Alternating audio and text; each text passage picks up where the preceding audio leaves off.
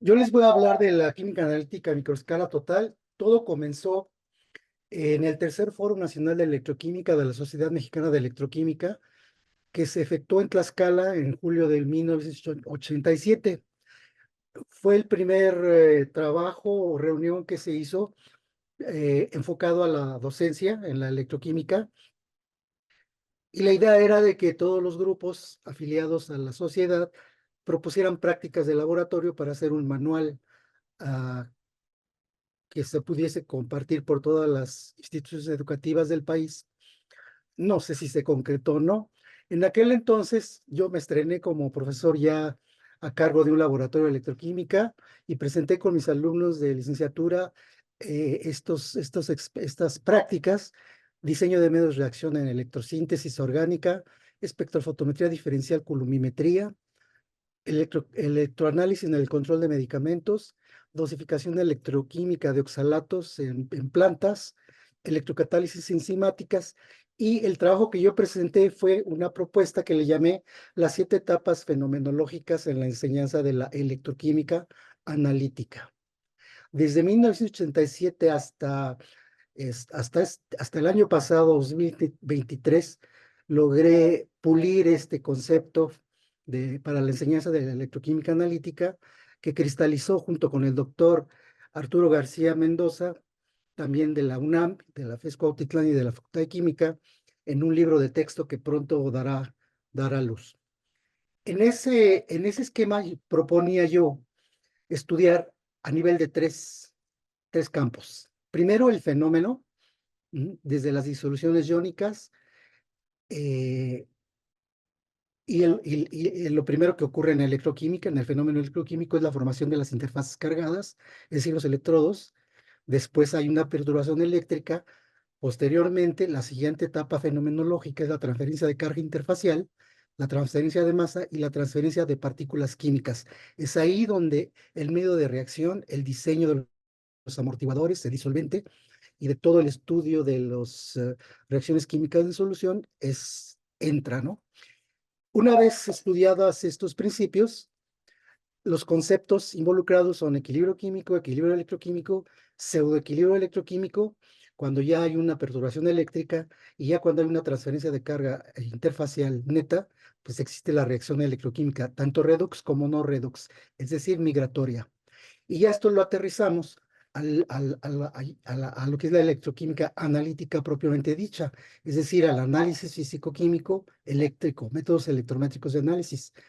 La primera etapa fenomenológica, la más básica, es la potenciometría, después la conductimetría y la electroforesis, tanto clásica como capilar, y finalmente la columimetría, cronoamperometría, cromopotenciometría, voltamperometría, etcétera.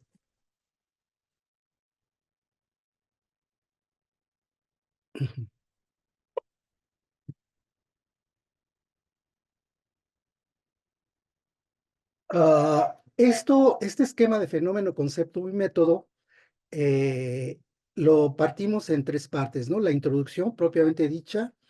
Los fenómenos se dan en una parte A, que son los principios. Ahí se ve cómo se generan las ecuaciones de Nernst, de Peters, de Donan, de Mikolsky, de Faraday, etcétera. De, de la polarografía de Heirovsky, de Levitch para electrodo giratorio, etcétera. Y con ello diseñamos las metodologías y las aplicaciones al electroanálisis.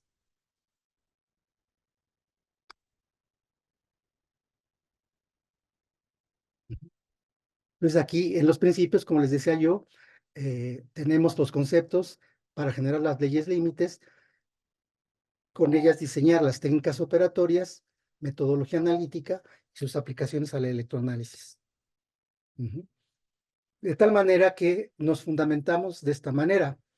Los principios, pues, son lo que se estudia en la electroquímica analítica,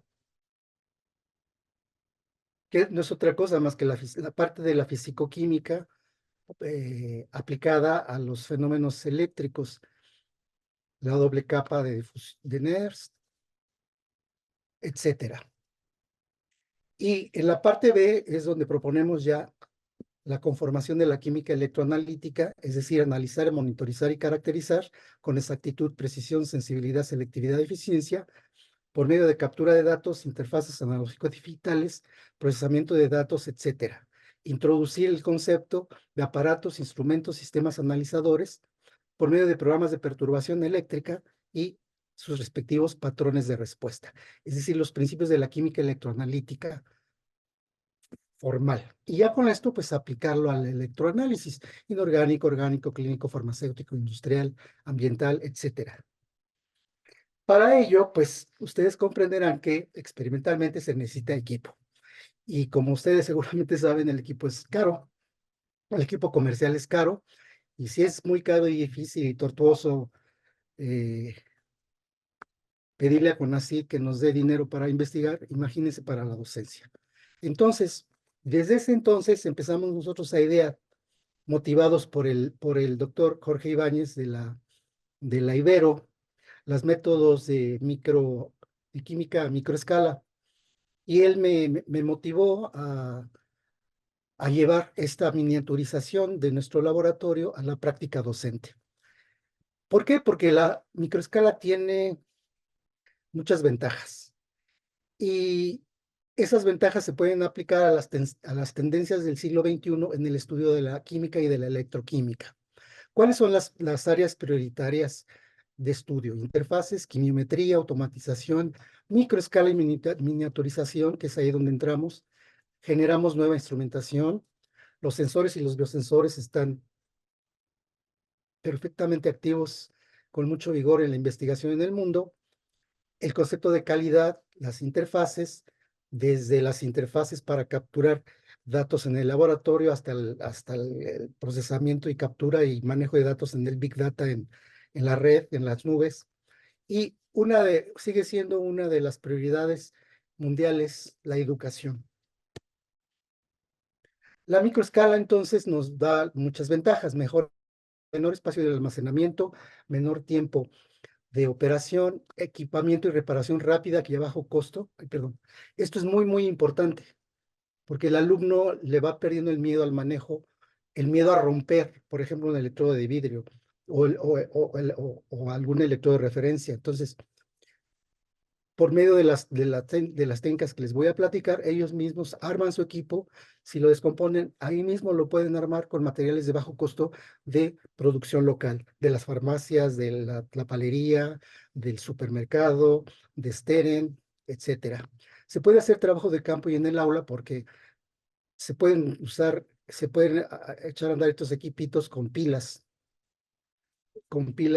desechables. Esto es muy importante, hay una menor cantidad de desechos. Ustedes saben que las instituciones gastan muchos millones de pesos para desechar o reciclar los reactivos, los residuos que se generan en las prácticas. Como se manejan volúmenes pequeños, hay menores riesgos de operación, hay menor consumo de reactivos y de solventes, lo cual impacta en la economía de la docencia, es decir, no se requiere mucho, mucho dinero y hay menores costos de operación. Me gustaría sí hacer una precisión antes de continuar. La microescala analítica no sustituye el aprendizaje con la instrumentación profesional convencional, la complementa. Se puede introducir muy bien desde los primeros semestres en química general y en los laboratorios de química analítica básicos para el aprendizaje. Y en cuanto los alumnos avanzan en su semestre con sus materias de sus especialidades, entonces sí, usar los equipos profesionales, la instrumentación y la vidriería profesional como lo exigen las normas.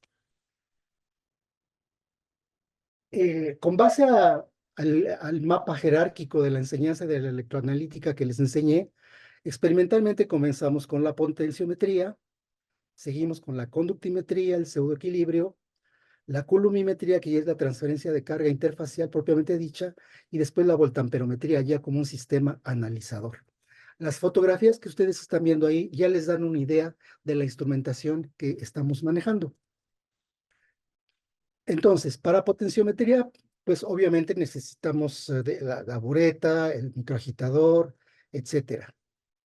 Todo esto lo fabricamos completamente con materiales comprados en la localidad.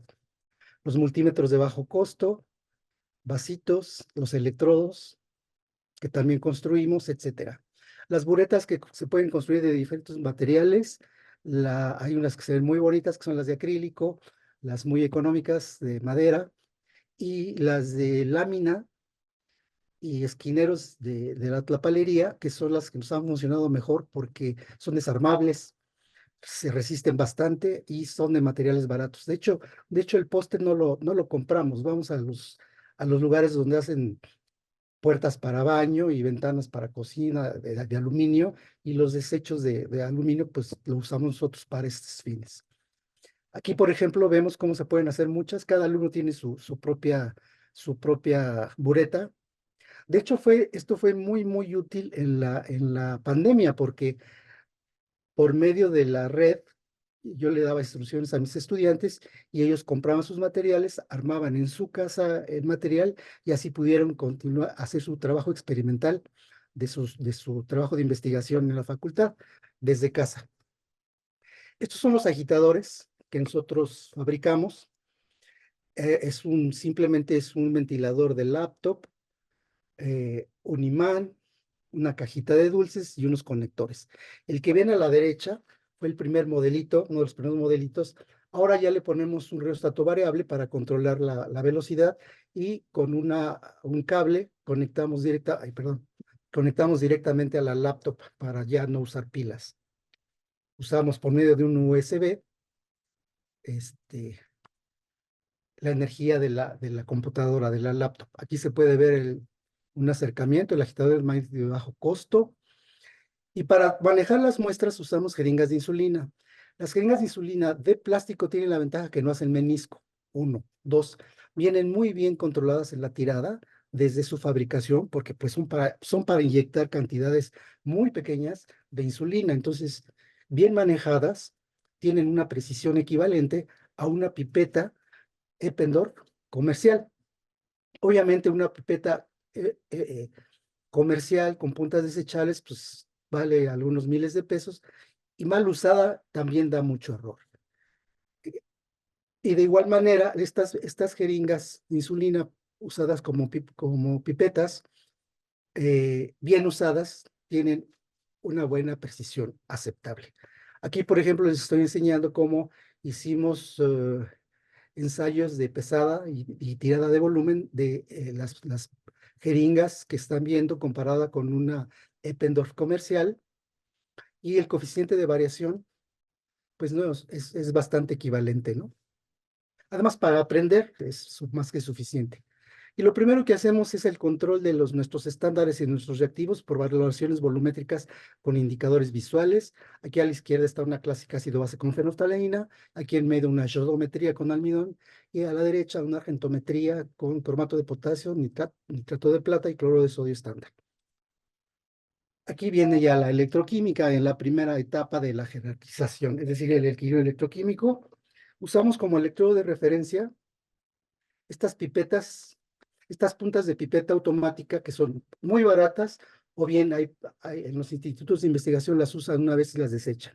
Pues nosotros vamos y las captamos, pues, o sea, dime dónde las vas a tirar para ir a recogerlas, ¿no?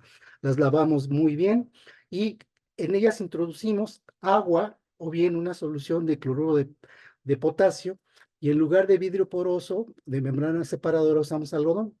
Ay, perdón, algodón. Yo, en lo personal, para el aprendizaje, la solución interna es simplemente agua. Ustedes dirán, pues, ¿cómo un alambre de cobre de electricista sumergido en agua puede ser un electrodo de referencia? Pues sí, sí lo es. El secreto está en la relación área-volumen. Es uno de los secretos en electroquímica que, si ustedes lo manejan bien, pueden obtener muchos resultados. Además, recuerden que el primer electrodo de referencia que ganó un premio Nobel fue una poza de mercurio en agua que usó el doctor Jirovsky eh, para crear la polarografía. Simplemente mercurio en agua. Una poza de mercurio de gran volumen y un volumen de agua pequeña. Ese fue su electrodo de referencia. Aquí tenemos electrodos de tungsteno que es el tuxteno que se usa para soldar manómetros de tanques de gas, que tiene un 99.98% de pureza y ay, perdón, y los microóxidos estables que tiene son sensibles a la actividad del H+. Es decir, es un electrodo para medir el potencial de interfase y determinar el pH. Las barras de carbón para dibujar que se pueden comprar en Lumen o en una papelería funcionan muy bien como electrodos de carbono. Obvio, no sustituyen al Classic Carbon para la investigación, pero dan buenas respuestas. Ya lo verán y además para aprender es de maravilla. Entonces, aquí estas puntas de carbón para dibujarlas podemos usar como electrodos auxiliares si son de gran superficie, o bien si usamos nada más el disco, los podemos usar como electrodos indicadores. Aquí tenemos, por ejemplo, un electrodo de plata, un electrodo de cobre, que pueden funcionar, que de hecho funcionan como electrodos selectivos de iones. Aquí vean cómo la instrumentación para hacer una titulación ácido-base clásica. Tenemos un vasito de jarabe de plástico en donde empotramos el electrodo de referencia de cobre y el electrodo de tuxteno. Llenamos nuestra bureta con estas llaves de 3 pasos que se usan en menoclisis en los hospitales para que no haya burbujas, para que no haya fugas, y con nuestro agitador empezamos la titulación. Como los electrodos de vidrio profesionales, lo que se mide es el potencial de la interfase del electrodo de vidrio, o bien en este caso de la microcapa de óxidos del tuxteno. Y tenemos la curva de valoración típica de un ácido clorhídrico con hidróxido de sodio. El pHímetro comercial, o bueno, el mal llamado pHímetro comercial, que no es otra cosa más que un potenciómetro calibrado, tiene una calculadora interna que con 2 botones y 2 buffers le indicamos la asociación entre el potencial y el pH de nuestros estándares. Esto los alumnos lo hacen manualmente con su calculadora o en una hoja de Excel. De esa manera ellos ya comprenden de manera más directa cuál es el verdadero naturaleza de la determinación del pH con los potenciómetros que se usan en todos los laboratorios, ¿no? Y vean ustedes, obviamente nosotros hemos hecho estos experimentos contrastándolos con el equipo profesional, buretas de 25 mililitros, agitadores Perkin-Elmer grandes, vasos grandes, electrodos grandes, y prácticamente se empalman las curvas de titulación con el equipo profesional y con este equipo. En todo momento, validamos como analíticos, siempre buscamos la conexión con los fenómenos químicos que ocurren en la solución iónica, no solo en el electrodo, sino en la solución iónica, y recurrimos a los modelos termodinámicos de predicción de las curvas de titulación teóricas, por ejemplo, el del polinomio completo del doctor Koltov, mm, para hacer la curva de titulación teórica y contrastarla con la experimental.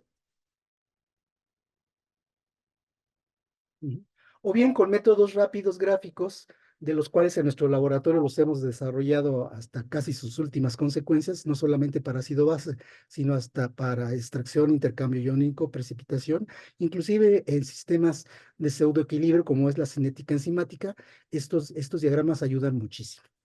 Entonces, con estos diagramas, vean cómo también encontramos el perfil de la curva de titulación que contrasta con la teórica completa y la experimental a microescala. Aquí, por ejemplo, tenemos una argentometría y a la vez una práctica de electrodo selectivo de iones. Los electrodos selectivos de iones comerciales son caros y muchos de ellos casi desechables. En este caso es un alambre de plata recubierto de cloruro de plata que nos sirve para hacer una curva de calibración y medir cloruros, como un electrodo selectivo de iones, ISE, Ion Selective Electrodes, o bien para monitorear una titulación argentométrica. Todos estos experimentos, como les decía, están confrontados con el equipo profesional. Hacemos muchos ensayos, hacemos estadística, etcétera. Y al final les voy a dar la liga de mi página donde ustedes pueden consultar los artículos que hemos generado y publicado sobre estas prácticas y estos temas. En el caso de la titulación argentométrica, igual usamos diagramas logarítmicos, no solamente para ver que la curva de titulación se obtiene, igual que la teórica, sino para estudiar el vire. Pues en este caso es con el cromato de potasio y estudiar cuantitatividades, justificar el indicador, el error por indicador, etcétera. Aquí vean ustedes, es un trabajo que publicamos en una revista de educación. En nuestro laboratorio procuramos escribir los artículos para docencia en español, porque los pedagogos del mundo han demostrado que a nivel de prepa y licenciatura inclusive, no inclusive, en licenciatura también, la mejor manera de aprender de un estudiante es en su idioma natal. Ujú. Y ya los artículos, estos electrodos también los hemos aplicado en investigación formal para resolver problemas originales, reales, y eso sí los escribimos en inglés. Bueno, vean lo que es aquí, es una titulación de 3 halogenuros mezclados sin necesidad de separar. El yoduro, el bromuro y el cloruro. Todo perfectamente bien definido los puntos de equivalencia con las primeras y las segundas derivadas. Ujú. Se, se, también se demuestra con funciones de Gram, como veremos a continuación, gastando a lo más 900 microlitros, es decir, 0.9 mililitros de solución de nitrato de plata. Y es un ahorro tremendo para la docencia. En lugar de usar buretas de 10 o de 25 o inclusive de 10 mililitros, reducimos 10 veces o 200 veces el consumo de reactivos. Aquí, por ejemplo, estos electrodos han sido tan eficientes que los hemos aplicado en una de nuestras áreas de investigación formas, que es la química y la electroquímica en medios no acuosos, desde los clásicos orgánicos hasta los líquidos iónicos. Aquí, por ejemplo, estamos titulando una anilina con ácido metanosulfónico. Ay, todo en acetonitrilo puro. Y vean, el punto de equivalencia está bien definido. El electrodo de polianilina, que en breve les platicaré, titula bien. Aquí tenemos, por ejemplo, una titulación ácido-base, pero en un líquido iónico, con estos electroditos caseros. Y vean que la función de Gram ajusta perfectamente al modelo. Aquí está. Electrogeneramos polianilina, electrooxidando anilina sobre el sustrato de carbono para dibujar, formando polianilina, la cual es sensible selectivamente a la actividad del H+. Hemos hecho la determinación de coeficientes de selectividad a diferentes interferentes, con buenos resultados. No es necesario hacer el polímero por voltamperometría cíclica. Con una pila de 9 voltios, ustedes generan el polímero como sensor de pH en medios orgánicos.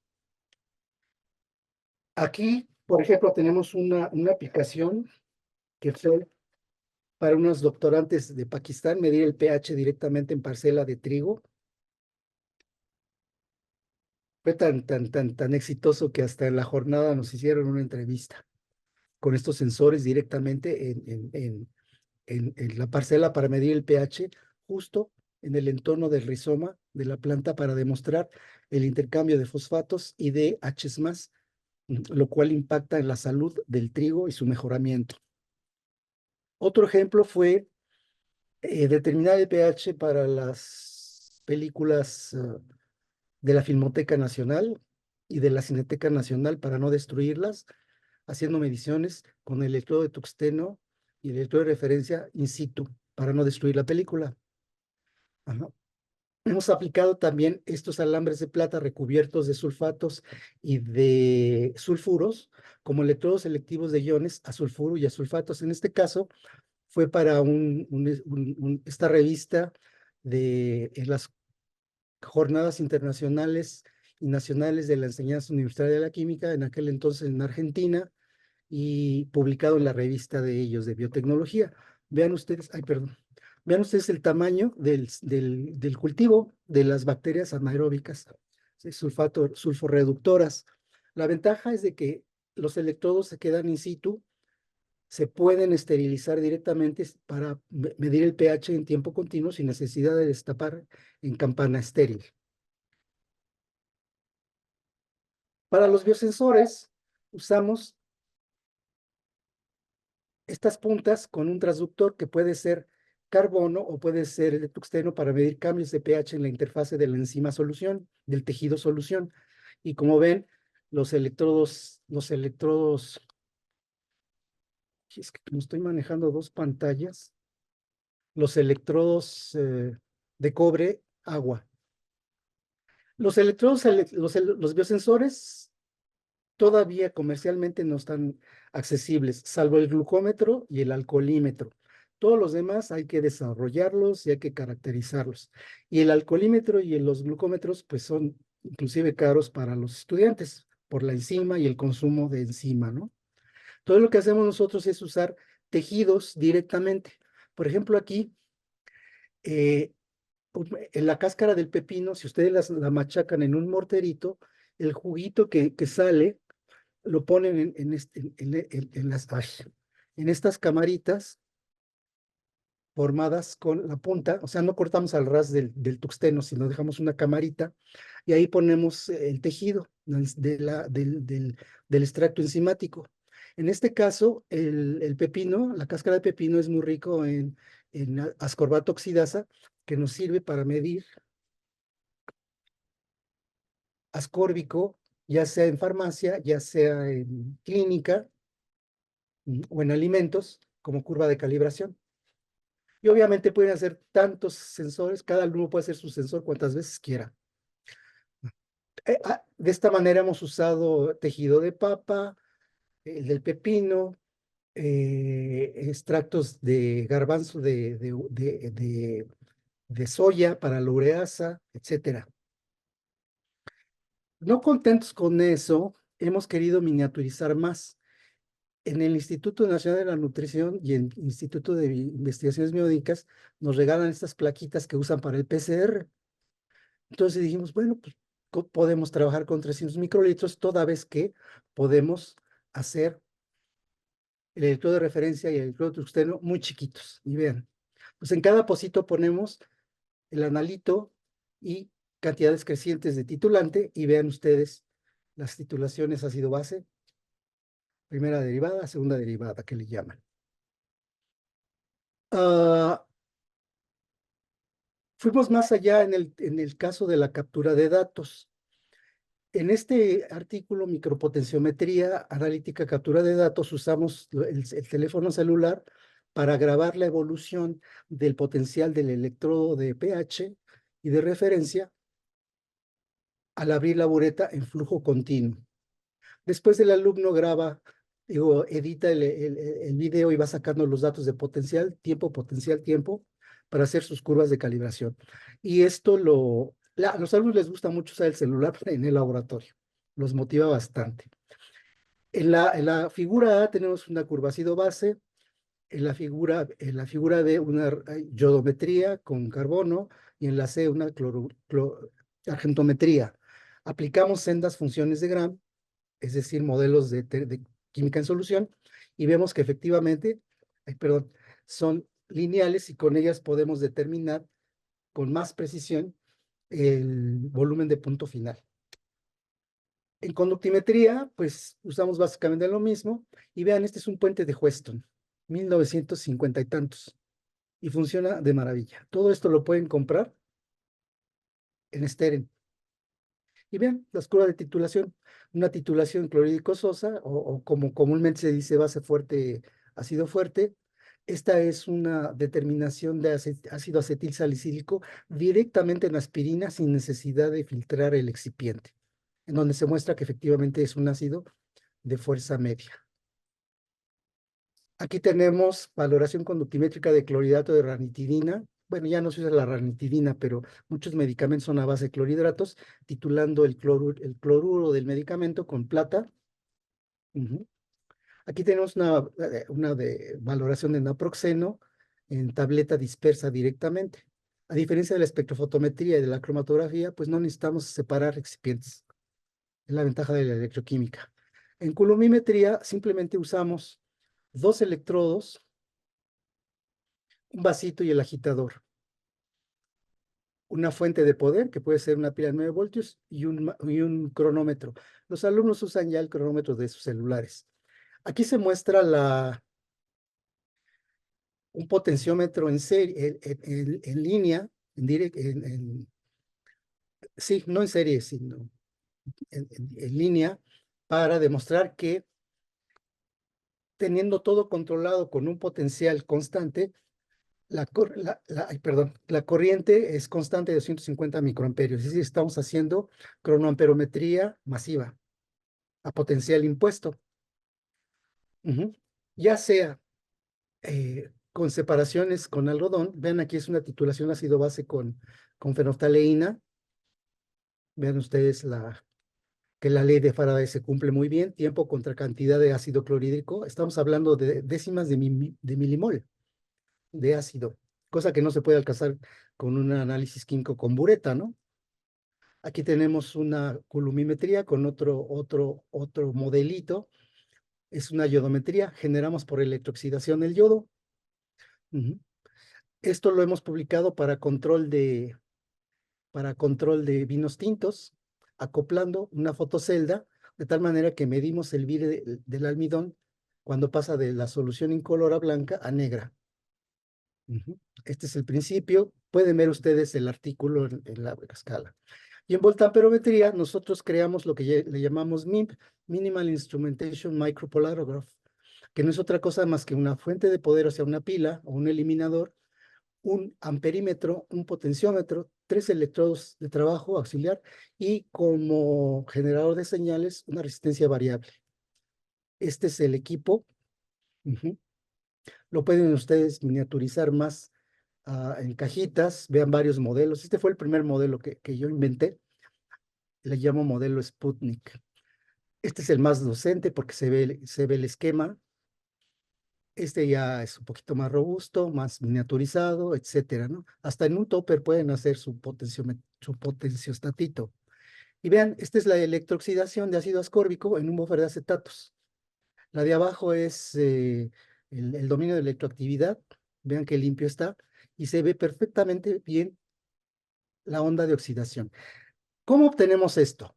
Imponemos un potencial. Obviamente se ocurre un cronoamperograma que después de un segundo con el tamaño de estos electrodos alcanza un estado estacionario y medimos la corriente. Aumentamos el potencial, medimos la corriente. Aumentamos el potencial, medimos la corriente y después graficamos los sendos potenciales y sendos corrientes y obtenemos ya la curva de intensidad potencial. Aquí, por ejemplo, tenemos un barrido de ida y vuelta en donde se ven los picos asociados a la oxidación y la electrooxidación de la polianilina. Esto lo hemos aplicado ya a varias cosas con los estudiantes, por ejemplo, medir, usar los desechos de alimentos, del café, del té, de la zanahoria, etcétera, para absorber metales. Ujú. Midiendo nosotros, usando este aparatito para medir la onda de reducción de los metales y ver cómo va disminuyendo conforme el biomaterial lo absorbe para limpiar el agua, ¿no?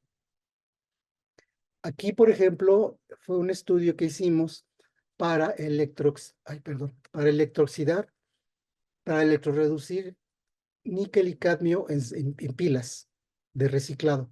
Vean cómo el níquel y el cadmio vamos electrodepositando en estos microreactorcitos y desaparecen completamente del agua.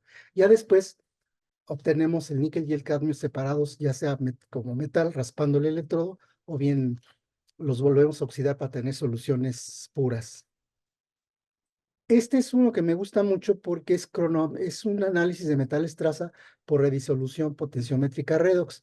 Es decir, formamos una capa de mercurio sobre carbón, reducimos sobre este mercurio el metal y después de un tiempo de electrodepósito, paramos el potencial y el mercurio remanente de la solución con el catión que se pegó, lo vuelve a oxidar y lo redisuelve.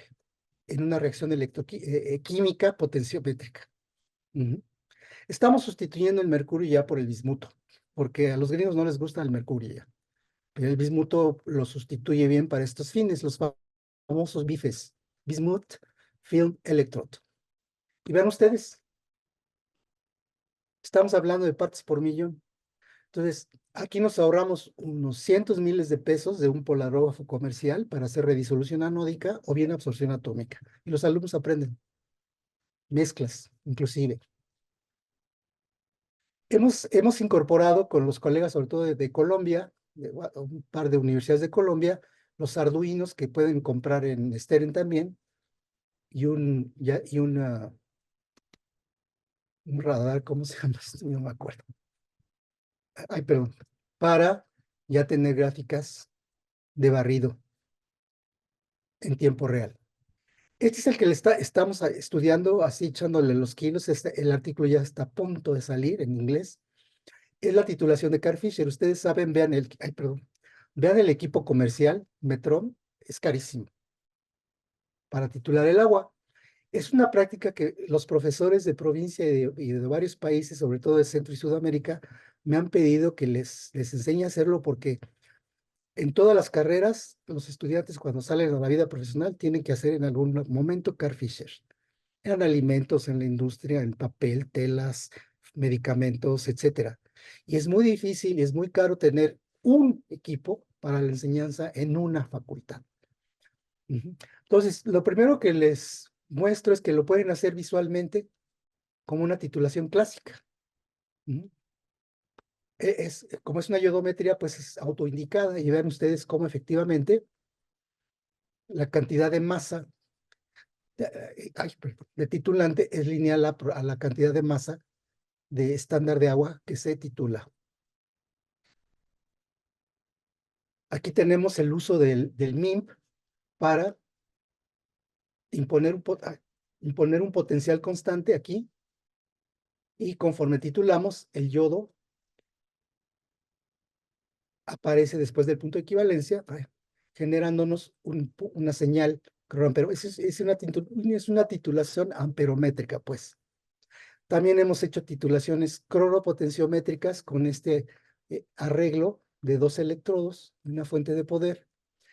Ujú. Vean ustedes qué bonitas los cronopotenciogramas, bastante lineal.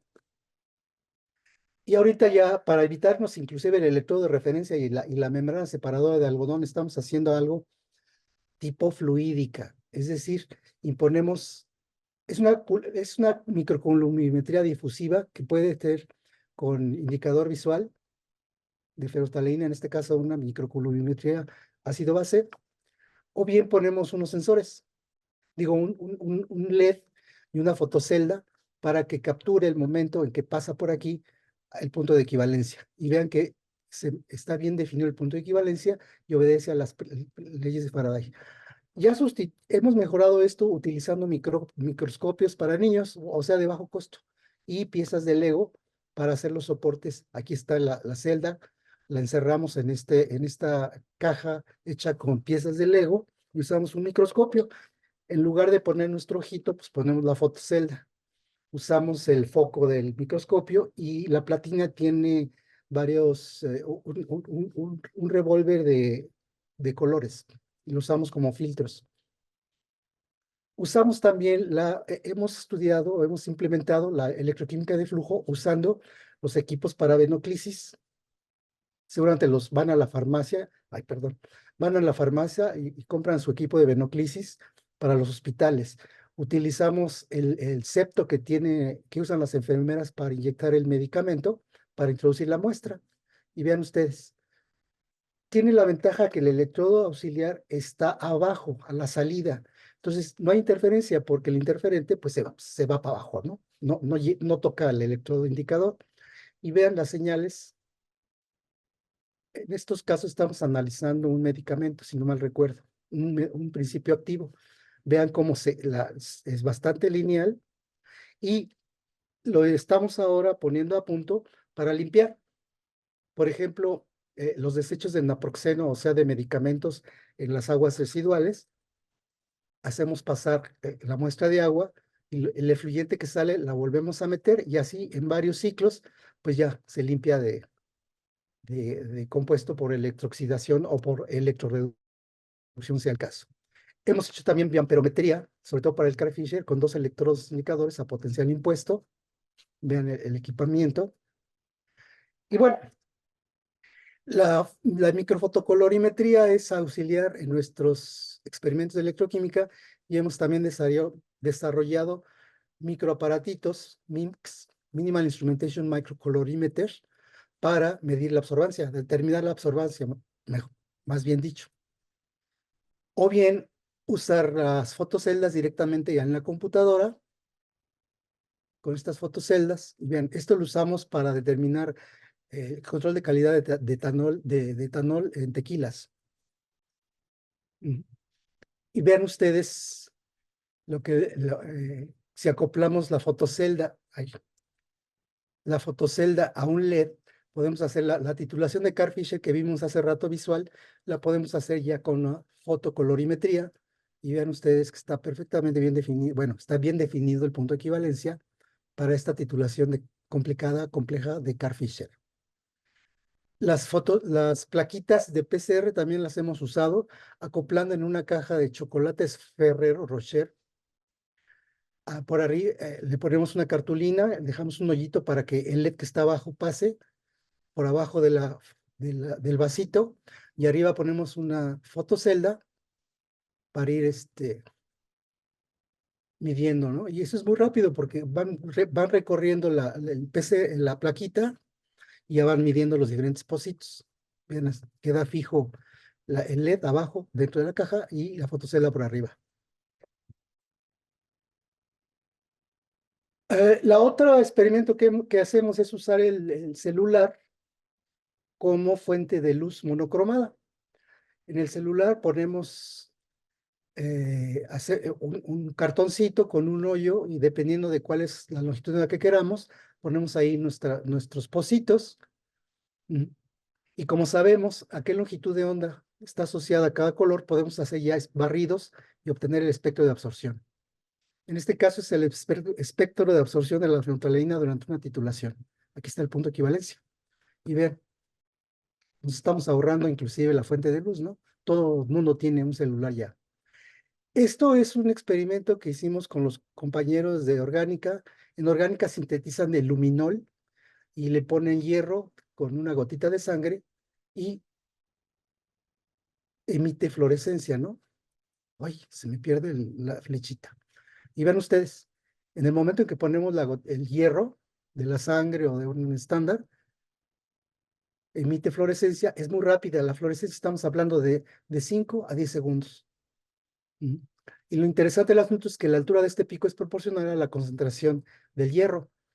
En consecuencia, podemos hacer determinación de hemoglobina en sangre directa, sin ni siquiera necesidad de separar glóbulos rojos o, bueno, sí hay que hacer una hemólisis, ¿no? Pero no hay que separar proteína ni nada de esas cosas, centrifugar, etcétera. Y lo último que estamos haciendo, bueno, lo más reciente es utilizar la aplicación de píxeles de RGB del celular o de la computadora. Tomamos una foto a nuestra curva de calibración, la foto la subimos a la pantalla del teléfono o de la compu y simplemente ponemos el cursor en el vasito, cambiamos el cursor y nos dan los píxeles de RGB. Estos píxeles los dividimos entre el píxel del blanco y ya tenemos la transmitancia. Y con la transmitancia y la absorbancia, y ven, comparando esto de la aplicación del celular de píxeles RGB con la titulación con el microscopio, vean, prácticamente da lo mismo, la misma muestra. En esta página ustedes pueden encontrar la liga a algunos videos de estos que estamos rehaciendo, los estamos mejorando para subirlos a YouTube. Aquí en esta página, Alex Baeza Micro, que pueden encontrar mucho material, inclusive para sus clases de analítica 1, 2, 3, y obvia y de instrumental, mucho material de química electroanalítica y métodos ópticos. así como artículos tanto de investigación como de docencia y un libro de diagramas. Estamos por subir el libro de química analítica, uno importante para diseñar el medio de análisis electroquímico iónico, la solución iónica, ¿no? También ahí tienen la liga para las prácticas de YouTube. ¿Cuáles son las conclusiones? Me quedan 3 minutitos. Bueno, este es mi sobrino, ahora ya está en la facultad. Las ventajas de todo esto es que hay autonomía tecnológica. Los alumnos hacen su equipo, si lo rompen lo vuelven a reparar, etcétera, y de bajo costo. Hay mayores habilidades operativas. Como trabajan en chiquito, al principio son muy torpes, pero después ya agarran gran habilidad, de tal manera que cuando ya les sueltan ustedes el equipo grande profesional, lo hacen con mucha confianza, ya sin miedo. Hay conciencia ecológica por la cuestión de residuos y cantidad de reactivos. Creatividad. Muchos de lo que les he mostrado han sido aportaciones de alumnos, ¿no? Y así hemos ido mejorando. Resultados equivalentes, esto es importante, aunque sobre todo para la docencia, y hay reforzamiento conceptual. ¿Entienden por qué? ¿Qué es el pH? Que el pH no se mide, se determina. Que la absorbancia no se mide, se determina. Y conectar la propiedad física, en este caso las propiedades electrométricas, con el concepto de calibración química y no nada más poner la muestra y apretar un botón y ver el número ahí en la pantalla, ¿no? Esto como comentó la profesora Patti, lo hemos puesto a prueba en muchas manos de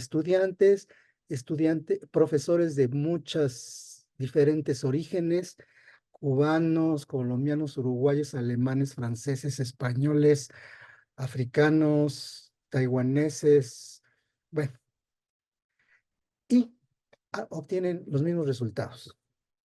No me resta más que agradecer a los dos profesores que desde estudiantes y ahora ya doctores, profesores, me han acompañado por más de 20 años en esta área, el doctor Arturo García Mendoza y el doctor Adrián de Santiago. Y sobre todo a mis alumnos, que sin ellos pues no habría orquesta. Ujú. Entonces pues no me resta más que 46 segundos para darles las gracias.